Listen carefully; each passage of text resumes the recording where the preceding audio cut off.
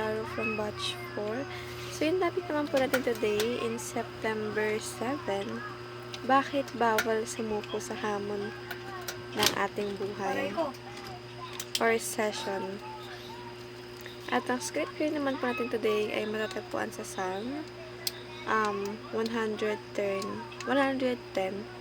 verse 1. So, basahin po muna natin yung konsepto ng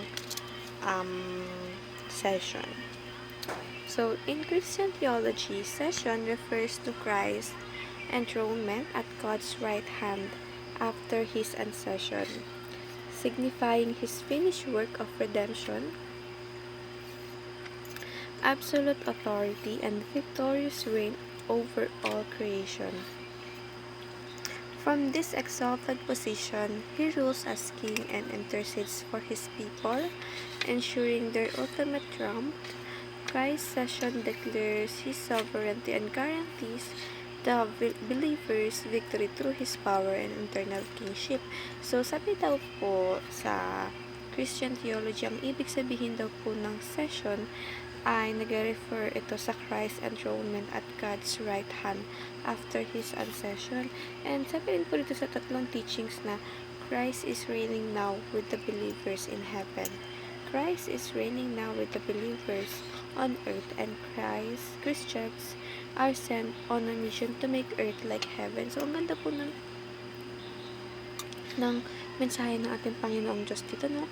Kung sa heaven daw po, ang mga kasama ng Panginoon ay mga believers, sila raw po ay nagsasaya at talagang yung benefit na pagkakaroon ng privilege to be one of the angels of Christ ay talaga namang sobrang masarap sa pakiramdam dahil syempre lahat ng masagana ay talaga nararamdaman mo.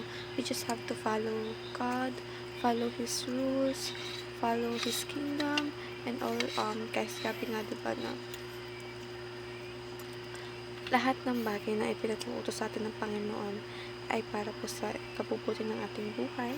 At of course, ito ay naka-align sa kagustuhan ng ating Panginoong Diyos. Kaya dapat baguhin natin yung mindset natin na we should always be in God's glory. Hindi po palagi nakadepende sa atin dahil kung tayo ang nasusunod sa ating buhay, tayo ay magkakamali ng magkakamali.